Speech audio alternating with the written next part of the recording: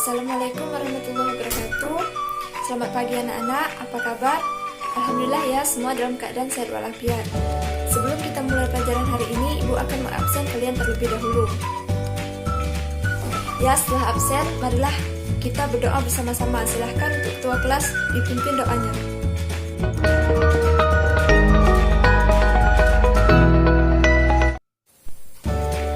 Ya anak-anak, minggu lalu kan kita sudah belajar tentang keanekaragaman makhluk hidup. Jadi kalian sudah tahu ya bahwa di dunia ini banyak sekali terdapat makhluk hidup. Nah, sekarang materi hari ini berkaitan dengan materi minggu lalu, di mana materi hari ini kita mempelajari tentang klasifikasi daripada makhluk hidup. Apa sih Bu tujuan kita mempelajari klasifikasi? Pasti kalian bertanya seperti itu kan? Ya, tujuan kita mempelajari klasifikasi adalah untuk mempermudah kita mengelompokkan makhluk hidup tersebut dan mengetahui ciri-ciri dari makhluk hidup tersebut. Nah, apa sih contoh klasifikasi dalam kehidupan sehari-hari? Nah, kalian sering kan pergi ke pasar atau ke toko buah, itu di sana kan pasti kalau buah apel dikelompokkan sama keranjang apel gitu, buah jeruk sama keranjang jeruk, ya begitulah contoh dari klasifikasi. Langsung saja, adapun kompetensi dasar yang kita pelajari pada materi klasifikasi adalah mengetahui prinsip-prinsip klasifikasi di dalam makhluk hidup. Tujuan pembelajaran untuk mengetahui pengertian klasifikasi makhluk hidup, memahami dasar pengklasifikasian makhluk hidup, memahami sistem klasifikasi makhluk hidup, dan memahami tingkat klasifikasi makhluk hidup yang kita sebut dengan tingkat takson.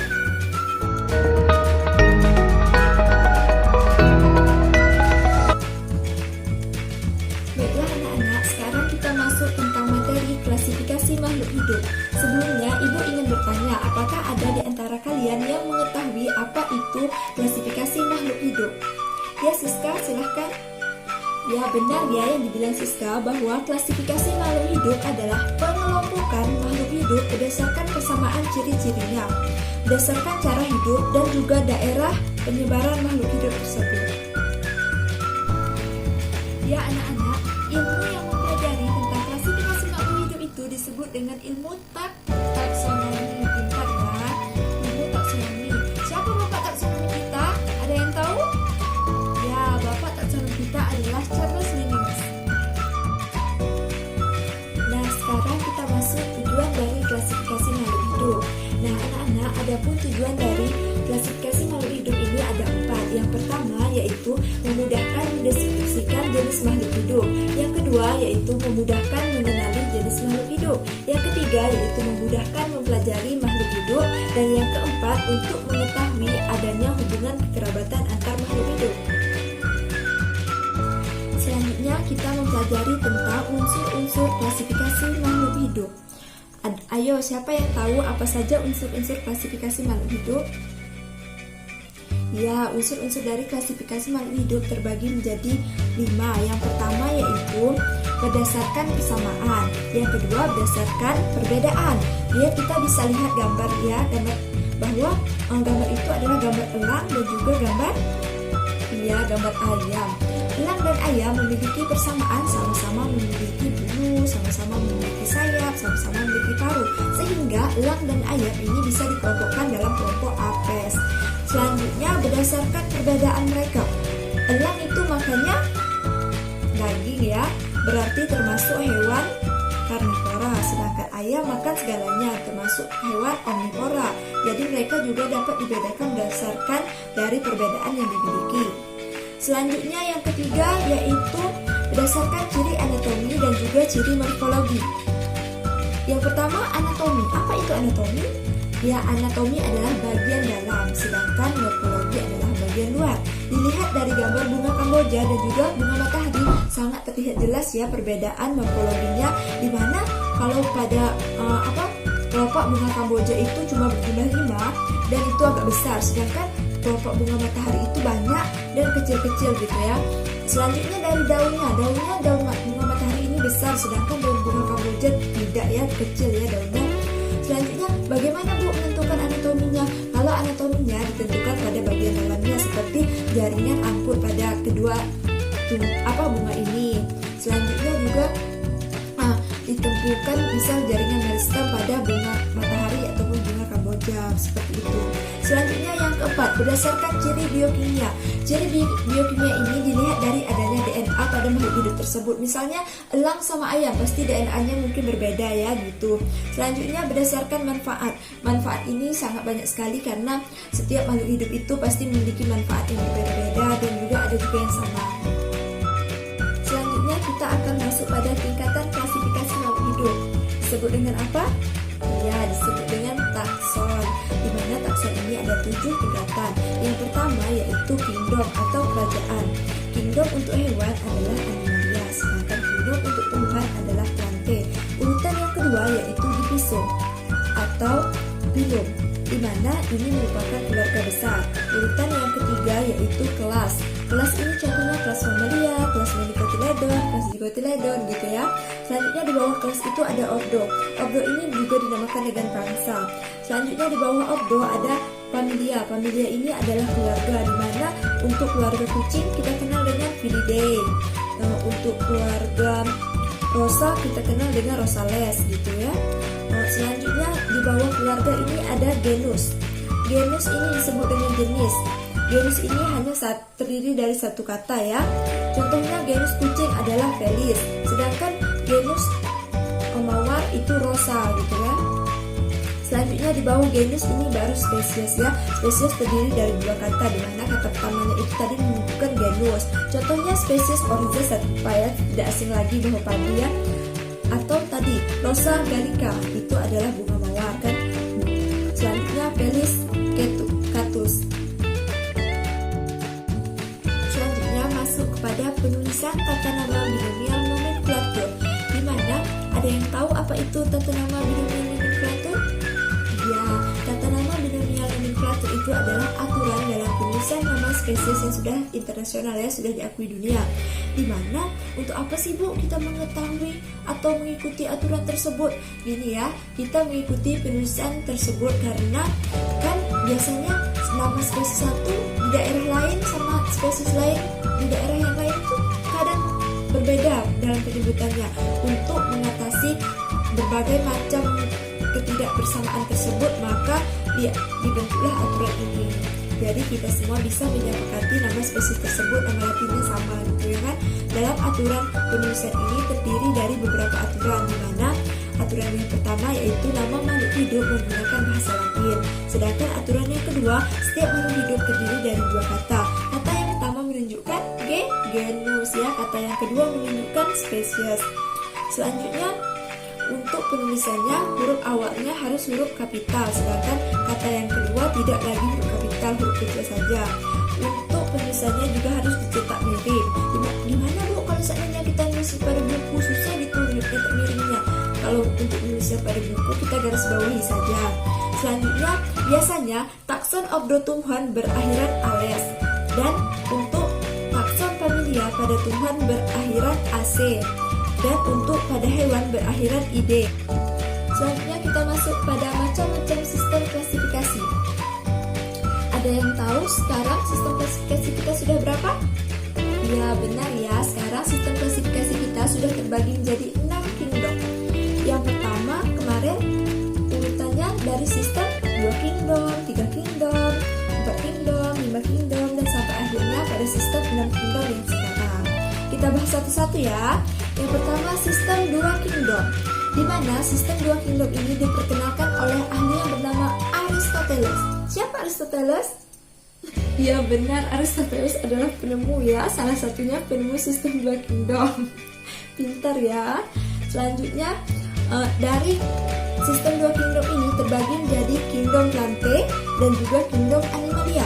Ciri-ciri dari kingdom plante adalah memiliki dinding sel, berklorofil, dan mampu berfotosintesis. Sedangkan ciri-ciri dari kingdom animalia adalah tidak memiliki dinding sel, tidak berklorofil, dan mampu bergerak bebas. Selanjutnya masuk kepada sistem 3 kingdom.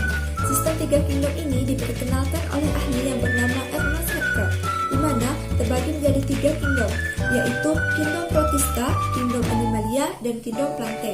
Bedanya sama sistem 2 kingdom yang ketiga ini ditambah kingdom protista ya. Kingdom protista itu ciri-cirinya uniseluler ataupun multiseluler. Sedangkan kingdom plantae ciri-cirinya autotrof, eukariot, multiseluler.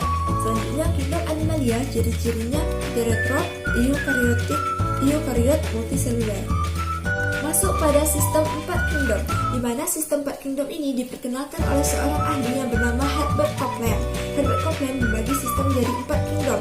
Ada penambahan satu daripada sistem 3 kingdom, yaitu kingdom apa? Kingdom Monera. Ya, kingdom Monera, kingdom protista, kingdom plantae, dan kingdom animalia. Di mana ciri-ciri dari kingdom Monera adalah memiliki inti tanpa memberat inti, yang termasuk jenis prokariot. Sedangkan kingdom protista memiliki ciri-ciri uniseluler ataupun multiseluler. Selanjutnya kingdom plantae. Kingdom plantae dibagi oleh Herbert Copeland dengan ciri-ciri terdiri dari jamur, terdiri dari lumut, terdiri dari paku, dan terdiri dari tumbuhan biji. Selanjutnya kingdom animalia.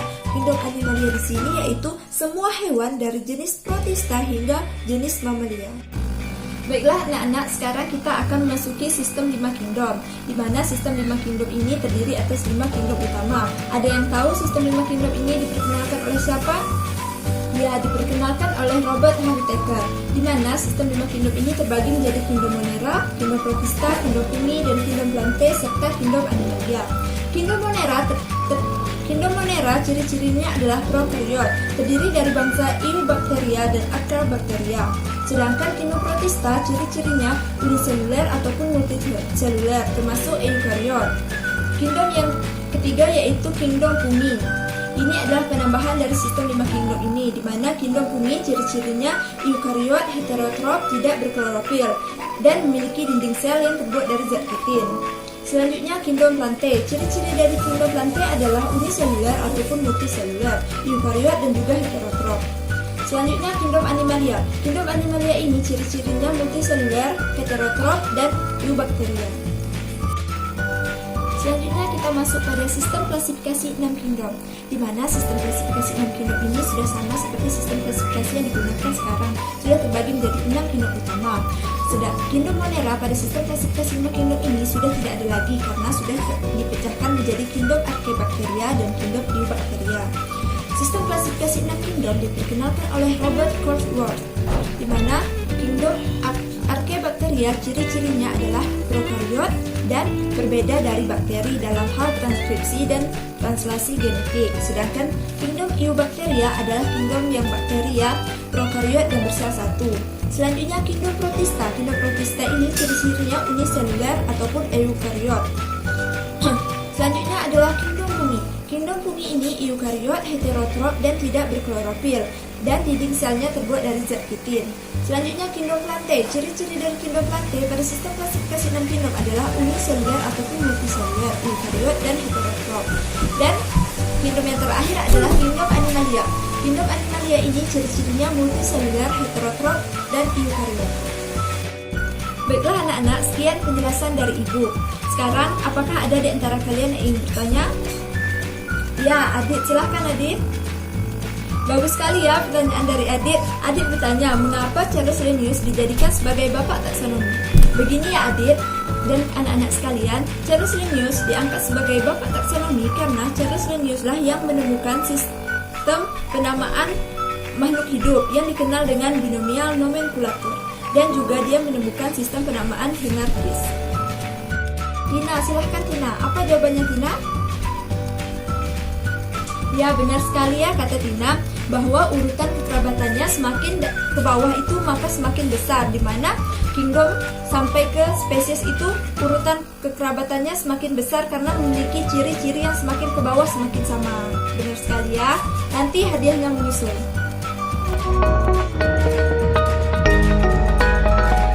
Sekarang kita memasuki sistem diskusi ya, menjawab pertanyaan berkelompok. Sebelumnya Ibu minta ketua kelas untuk membentuk 5 kelompok.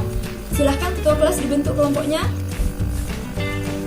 Iya ya, sudah duduk dalam kelompok masing-masing. Sekarang Ibu akan membagikan 5 amplop yang di dalamnya berisi soal. Nanti kalian harus mengerjakan soal ini berdiskusi bersama teman-teman kelompok. Nanti siapa yang akan Ibu tunjuk, maka dia harus mengerjakan soal ke depan. Akan Ibu tunjuk secara random. Diskusi ini akan dipimpin oleh Ibu juga. Jadi kalian boleh saja ya bertanya jika belum paham atau kesulitan dalam diskusi bersama teman. Silahkan. Bagaimana anak-anak, lancar diskusinya? Ya, sepertinya sudah lancar ya. Apakah ada kelompok yang mengalami hambatan? Ya, kenapa kelompok 3? Silahkan kelompok 3. Oh, kelompok 3 mengalami sedikit hambatan di masalah menentukan urutan takson untuk tanaman apa kelompok 3? Tanaman padi. Jadi, Ibu akan membantu kelompok 3 juga ya, dan akan menjelaskan juga sedikit bagaimana cara kita menentukan urutan taksonnya. Selanjutnya, kita tentukan tadi spesiesnya apa? Padi. Padi itu nama latinnya Oryza sativa. Ya, sudah tahu semua ya, bagus. Selanjutnya, kita tentukan dulu dari kingdom. Padi ini termasuk hewan atau tumbuhan? Ya, pastinya tumbuhan. Jadi kingdomnya adalah plantae.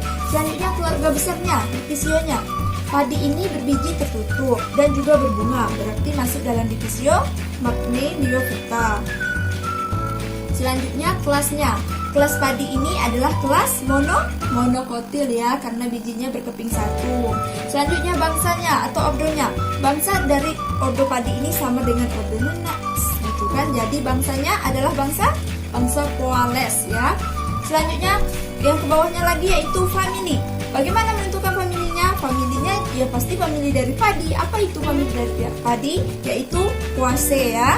Selanjutnya, genus. Genus ini adalah jenisnya, yaitu padi, di mana genus padi adalah Oryza. Baru menentukan spesiesnya, yaitu Oryza sativa. Begitu ya urutannya. Dari atas dulu disusun dari ciri-ciri yang besar sampai ciri-ciri yang ke bawah, sampai akhirnya berbeda nama spesiesnya dengan yang lain. Begitu ya anak-anak, paham ya?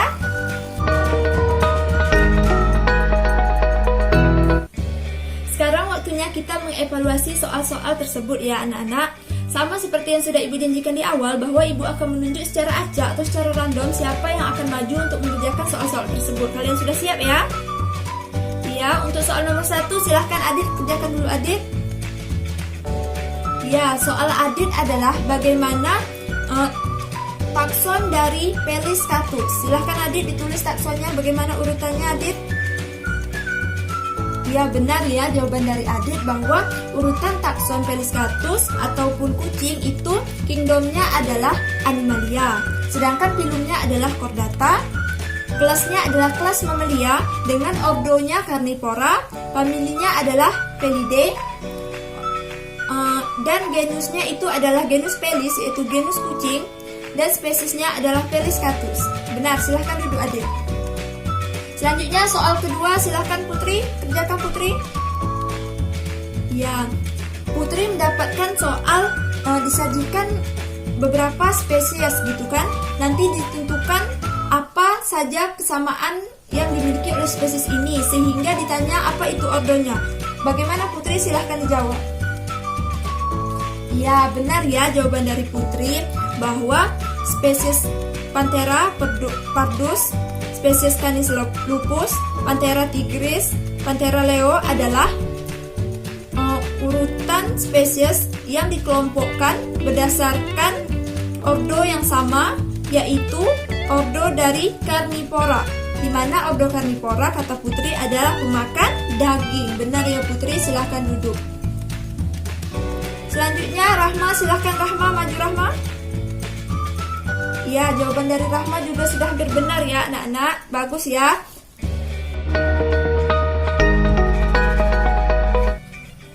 Ya anak-anak, sekarang sepertinya sudah kita bahas semua ya soal-soalnya. Sekarang Ibu sangat berterima kasih pada kalian dan juga sangat mengapresiasikan hasil diskusi kalian hari ini.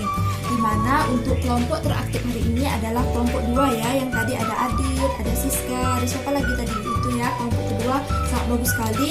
Dan Ibu akan memberikan hadiah kecil-kecilan berupa reward itu untuk kelompok 2. Dan seperti Ibu bilang pada awal tadi, yang sudah menjawab pertanyaan Ibu tadi siapa? Tina ya, Ibu akan berikan juga untuk Tina. Nanti hadiahnya ya nyusul ya.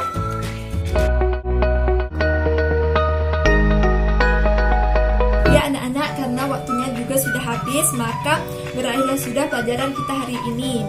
Terima kasih untuk kalian semua yang sudah berpartisipasi secara aktif untuk diskusi hari ini. Dan semoga pelajaran hari ini dapat memperoleh manfaat untuk kita dalam kehidupan kita ya, dan juga memperoleh berkah untuk kehidupan kita. Sampai ketemu untuk minggu depan pelajaran selanjutnya. Ibu tutup dengan wabillahi taufiq wal hidayah. Wassalamualaikum warahmatullahi wabarakatuh.